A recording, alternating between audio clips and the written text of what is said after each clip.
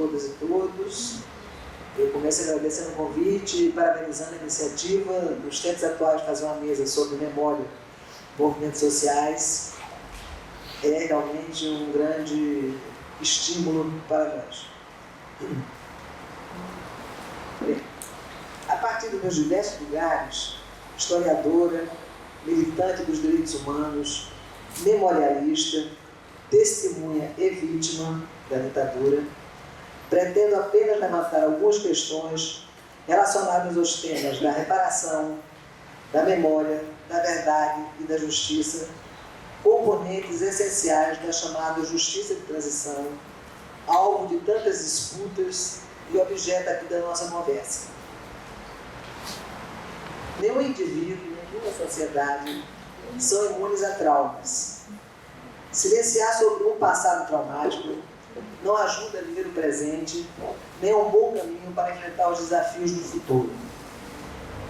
Em países que adotaram a tortura, o sequestro e o desaparecimento forçado como uma política de Estado, esse silenciamento pode ser devastador, não só para as vítimas, e aqui usa a expressão vítima no seu sentido amplo, familiares, etc. Mas para a própria sociedade. Costumo dizer que a tortura é como uma tatuagem que fica eternamente cravada no nosso corpo e na nossa alma. Ou, como disse Janaína Teles, a tortura é muito sacana, porque levamos ela para o resto das nossas vidas. Não responsabilizar os agentes do Estado que cometeram crimes de lesa humanidade não ajuda a cicatrizar nossas feridas, reforça o sentimento de impunidade e fragiliza ainda mais a nossa frágil democracia. Sabemos que na segunda metade do século XX, países da América Latina, como Brasil, Argentina, Chile, Uruguai e Paraguai, viveram experiências traumáticas. Apesar das semelhanças, o regime ditatorial implantado em cada um desses países foi diferenciado, como diferentes foram as respostas dadas para lidar com seus passados de grave violação dos direitos humanos. Adotar medidas para prevenir novas violações de direitos humanos, oferecer instrumentos que permitam a elucidação das situações de violência, dispor de um aparato legal que possibilite a responsabilização dos agentes que tenham praticado tais violações e garantir a reparação das vítimas por meio de ações que visem uma reparação material e ou simbólica, são, em tese, princípios norteadores da justiça de transição. Nesse sentido, o direito à verdade e o direito à memória, considerados novos direitos, são pilares fundamentais da justiça de transição. Por outro lado, é dever do Estado revelar às vítimas, aos familiares e à sociedade as informações sobre os fatos históricos e as circunstâncias relativas a essas violações. Abrir arquivos e escutar as vítimas passou a ser tarefa urgente e fundamental. Lembrar para não esquecer, lembrar para não repetir, passou a ser um lema adotado pelas cidades que lutam pelo direito à verdade e à memória em diferentes lugares do planeta. No Brasil, diversas organizações ligadas aos direitos humanos, e muito particularmente as formadas por ex-presos políticos e por familiares dos mortos desaparecidos, travaram um longo e penoso embate com o Estado, cuja preocupação, ao longo dos anos, foi de reforçar políticas do esquecimento, justificadas em parte pela Lei da Anistia de 1979. Com pouco espaço político para enfrentar o debate sobre os crimes da ditadura e com os aparatos repressivos ainda em funcionamento, a opção de muitos durante a transição para a democracia foi silenciar sobre esse passado. Aqui se adotou o sentido da primeira anistia que se tem conhecimento no mundo, a anistia definida pelos gregos em Atenas em 403 a.C. Aspas. Não lembrar as desgraças do passado. Fecha aspas. Aqui esquecemos os ensinamentos do povo quer, para quem só se supera situações dramáticas através do esquecimento libertador, aquele que é o resultado de um trabalho de luto para o qual é necessário um trabalho de memória. Por outro lado, aqui na prática se adotou a teoria dos dois demônios, ou seja, se igualava o que não é igualável, os que praticaram a luta armada e os que praticaram a tortura. ambos os lados seriam anistiados. Em função de uma interpretação da lei de anistia, que dificulta responsabilizar criminalmente os agentes do Estado, autores de crimes contra a humanidade, a agenda da justiça de transição não só foi lenta e tímida, mas teve aqui um cunho mais reparatório e não voltado para a verdade e justiça, como talvez diferentemente do caso argentino, que a gente vai ver daqui a pouco. Ainda de forma muito esquemática, e sem mencionar os processos de idas e vindas, vou fazer uma breve referência a aspectos da justiça de transição em outros países da América Latina. Nesse caso, a distância com o Brasil é bastante esclarecedora. No Chile, por exemplo, em 1991, um ano após o fim da ditadura, foi instalada uma Comissão Nacional da Verdade e Reconciliação. 2 anos depois, Manuel Contreras, o ex-chefe da DINA, equivalente a do ICOD do Brasil, foi condenado a 7 anos de prisão, depois prisão perpétua. Em 1998, o ditador Pinochet foi preso em Londres, onde ficou em prisão domiciliar por quase 2 anos. É claro que esse processo teve muitas vindas, e eu não vou me deter nisso porque não é o objeto, eu quero apenas fazer um contraste com a situação do Brasil. Na Argentina, em 1984, um ano após a queda da ditadura, foi instalada a Comissão Nacional sobre Desaparecidos. No ano seguinte, os ditadores Videla e Macera foram condenados à prisão perpétua e centenas de torturadores foram presos. No Uruguai, foram presos também os ex-presidentes, o civil Borda-Belli e o general Alvarez. No Paraguai, em 1989, no mesmo ano que acabou a ditadura, o Poder Judiciário condenou a 25 anos de prisão o chefe de tortura do ditador Stroessner. No nosso caso, não só não conseguimos levar ao banco dos réus os torturadores, como estamos correndo o sério risco de vermos o ídolo do Jair Bolsonaro, o coronel do Exército Carlos Alberto Brilhante Ustra, ser alçado à categoria de herói nacional. Em entrevista à televisão, durante a campanha presidencial, em outubro de 2018, quando questionado sobre as torturas e assassinatos de inúmeros militantes realizados pelo torturador Brilhante Ustra, o general Hamilton Mourão, atual vice-presidente da República, afirmou com a maior tranquilidade, aspas, heróis também matam, fecha aspas. Diferentemente de outros países da América Latina, onde a anistia foi concedida após a queda dos governos militares, no Brasil ela foi outorgada durante o regime ditatorial. Em agosto de 79, como parte do projeto de abertura política apregoado pelo regime, foi sancionada uma lei de anistia aprovada no Congresso.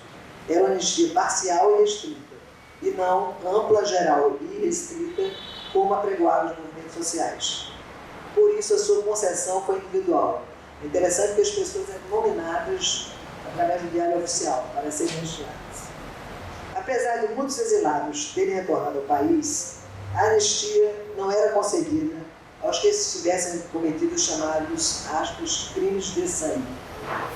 Acho que pouca gente sabe dessa história, que realmente é impressionante como se passou um opinião em cima disso. Com a volta dos exilados, o Brasil mudou a partir daí em alguns aspectos, então a coisa ficou de lado. Mas a verdade é que quem estava preso, que era exatamente quem tinha cometido os tais crimes, o pessoal da luta armada, não saiu da prisão por conta da anistia em 79. Os que ainda estavam presos só saíram da prisão em função de uma reformulação da Lei de Segurança Nacional, que atenuou algumas penas e concedeu liberdade condicional para outros. Aquelas pessoas que não tiveram suas prisões oficializadas também não foram anistiadas, apesar de terem sido presas, torturadas ou mortas. Como a ditadura não reconhecia a tortura, a lei, obviamente, não dizia nada sobre isso. Entretanto, existe uma interpretação da lei que passou a ser quase um dogma, a de que os torturadores no Brasil teriam sido anistiados. Essa leitura foi possível porque a lei concedia anistia tanto aos crimes políticos quanto aos chamados crimes conexos, seus crimes políticos.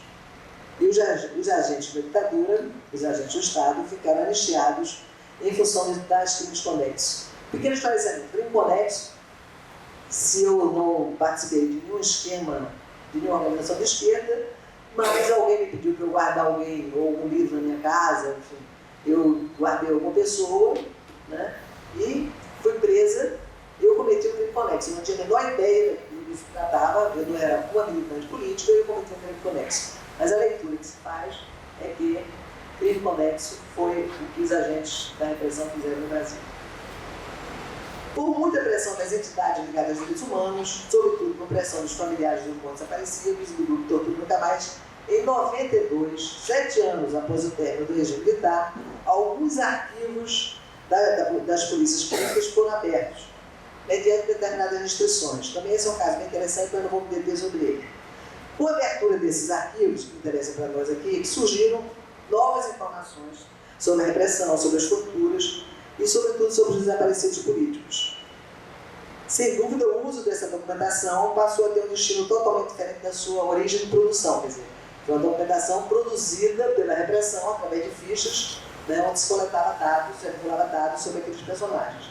Mas foi importante essa abertura, porque a partir daí se conseguiu realizar trâmites legais, conseguir atestar de óbitos, formalizar casos de viuvez, obter pistas sobre alguns assassinatos, etc, etc. A situação era tão dramática porque quem era desaparecido, por exemplo, tinha um filho. O filho não podia viajar para canto nenhum, porque uma criança só viaja com o atestado do pai e da mãe.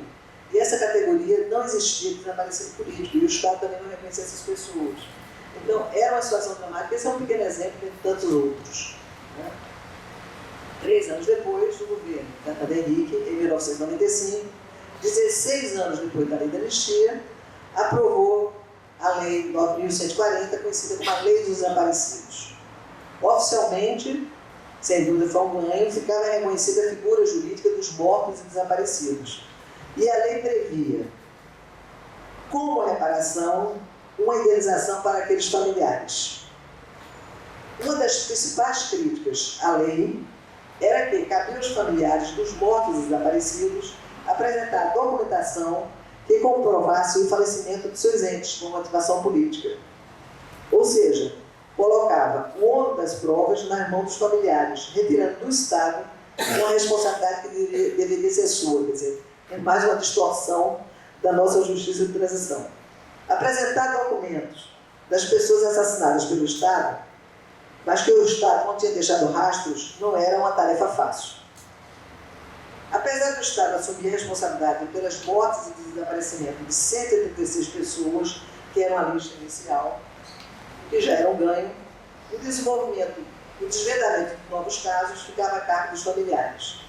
Cecília Coimbra, presidente do grupo Tortura Nunca Mais, com quem eu fiz a entrevista, considera aquela uma lei perversa, expressão dela, aspas.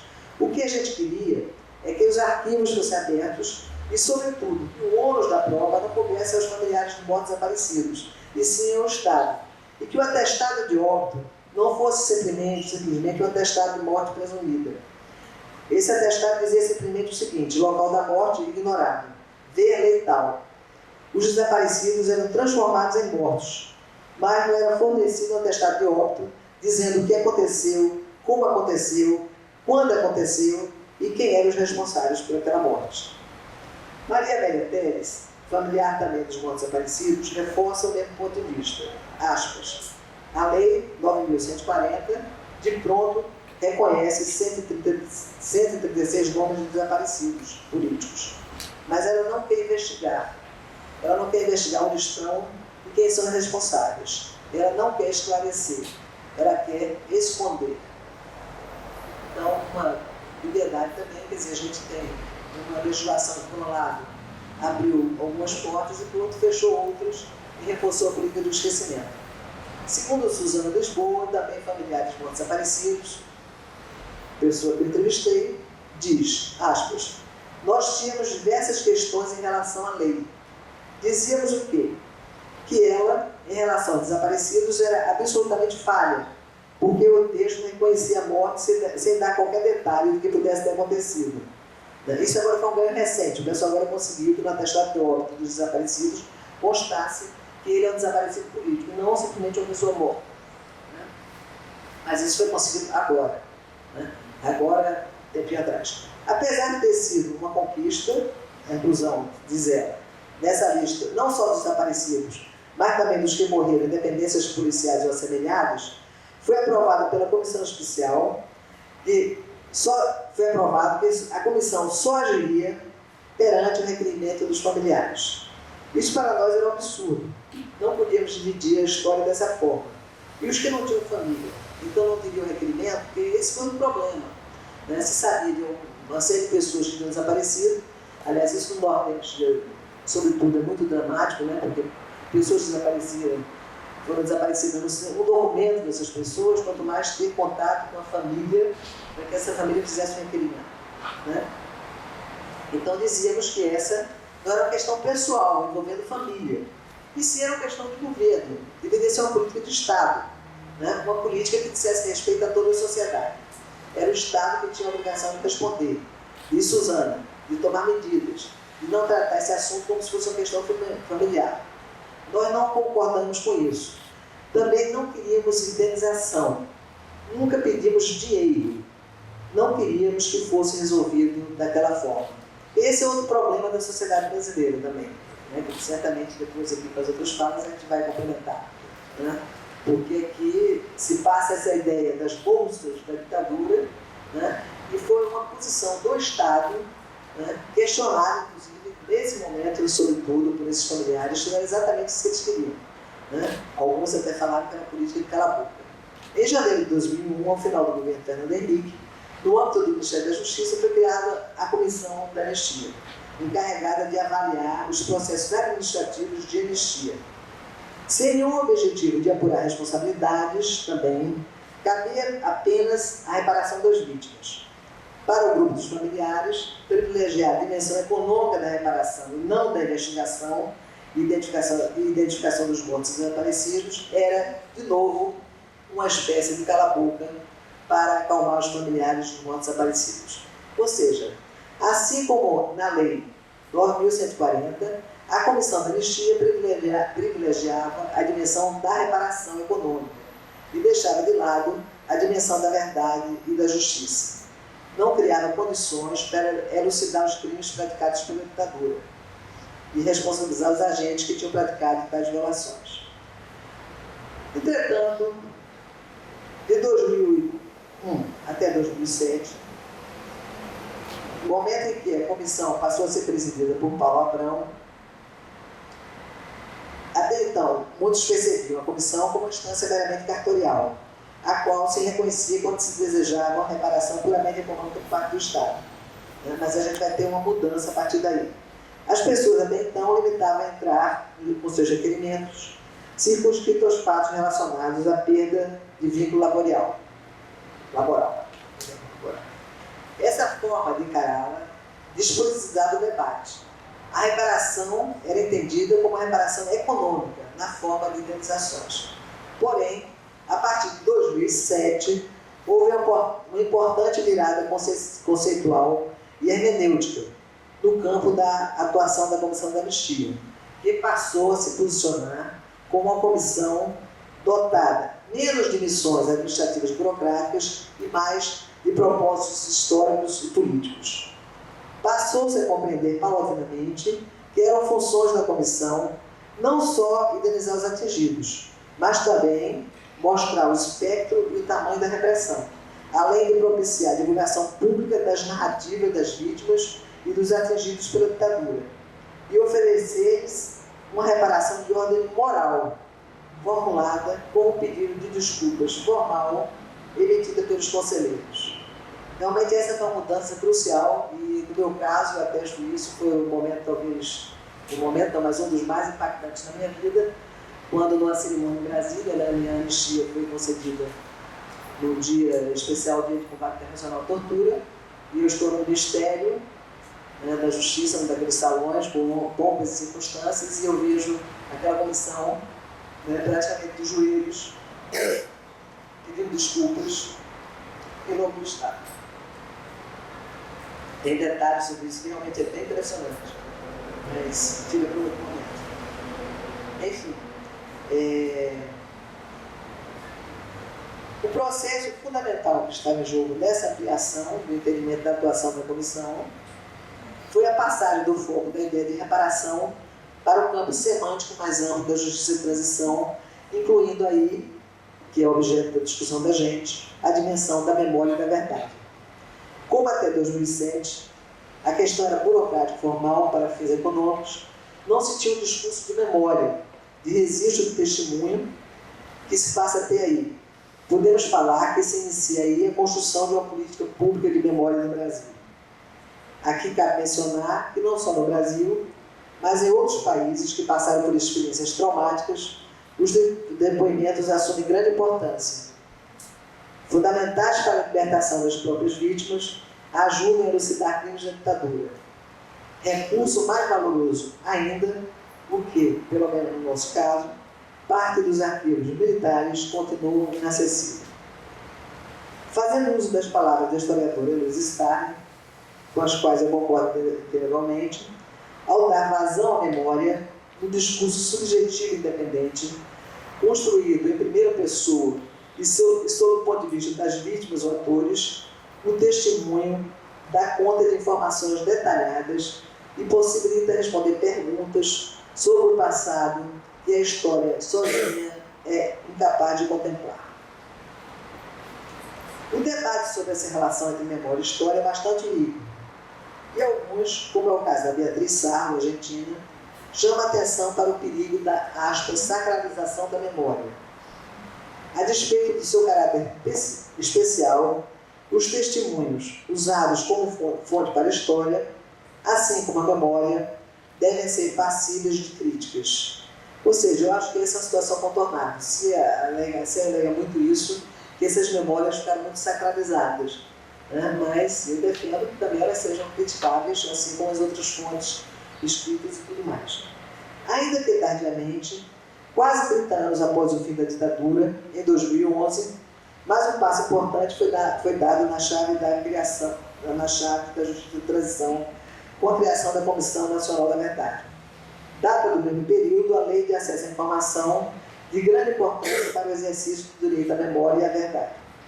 Nesse campo, a Constituição de 88 já havia trazido uma cláusula importante, que era o habeas data, ou seja, todo cidadão tem o direito de acessar toda a documentação pública produzida sobre ele. Entretanto, agora ele é diferente, porque o habeas data tem uma dimensão individual, eu que requisito, né, ao Estado aquela minha papelada. Agora não, com a Lei de Acesso à Informação, que o vice-presidente da República, Milton Mourão, tentou, né, desconstruir, ainda bem que ela não foi aprovada, essa desconstrução, né, com essa lei, a dimensão passa a ser muito mais da sociedade. A instalação da Comissão Nacional da Verdade, outra importante política pública de memória, recebeu o debate sobre anistia, tortura, direito à memória, à verdade e à justiça. Além das resistências, sobretudo das Forças Armadas, até hoje tem debate em cima disso, o processo que antecedeu a sua criação também produziu acirrados debates no interior do próprio governo. Um deles foi entre Nelson Jobim, que era o ministro da Defesa, e Paulo Vanucchi, que era o secretário nacional dos Direitos Humanos. A vontade do ministro Jobim era chamar a Comissão da Verdade e da Reconciliação. O Paulo Vanucchi queria uma Comissão da Verdade e da Justiça. Para ficar no meio termo, chamou-se apenas Comissão da Verdade, nem Justiça, nem Reconciliação. Eu não poderia concluir minha fala de hoje sem mencionar o meu temor diante do desmonte do Estado que estamos assistindo no Brasil de hoje. Mais do que reforçar políticas de esquecimento, a preocupação do atual governo é travar uma disputa de memória através daquilo que nós, historiadores, chamamos negacionismo histórico. Enquanto o revisionismo é um movimento saudável e faz parte do debate historiográfico, onde, em função de novas questões, novos problemas, novas fontes, novos objetos de pesquisa, o historiador revê versões, reescreve a história, o negacionismo não tem base documental nenhuma, distorce os fatos, falseia documentos para negar processos que são consensuais. Tendo um ponto de vista de partida ideológico, seu objetivo não é debater, amortecer ou silenciar. É muito mais grave, é negar o passado. Se antes questionávamos o timing do Estado em relação à agenda da transição, hoje assistimos por parte do Estado a um projeto de total desmonte dos pequenos avanços que foram conseguidos, que conseguimos a duras penas. Além do desmonte, existe uma atitude persecutória. Em menos de 100 dias, entre outras tantas medidas, o governo Bolsonaro paralisou os orçamentos das duas comissões de reparação às vítimas da ditadura, tanto a comissão dos mortos e desaparecidos como a comissão da anistia. Também transferiu a comissão da anistia, que sempre esteve na alçada do Ministério da Justiça, para o novo Ministério dos Direitos Humanos e da Família, cuja titular é a pastora Damares. Reduziu a atuação institucional da Comissão da Anistia exclusivamente à reparação econômica, retrocedendo no princípio da reparação integral, que concluía também, como eu falei para vocês, a reparação simbólica, moral e psicológica, pela qual tanto batalhamos. Fala-se em inquéritos para investigar as publicações da Comissão da Anistia e já está se propondo também uma CPI para aprovar, aspas, desvios da Comissão Nacional da Verdade. Hoje, a disputa em torno da reparação, da memória, da justiça e da verdade continua na ordem do dia. Mas agora ela se dá em outro patamar, no patamar da barbárie. Obrigada.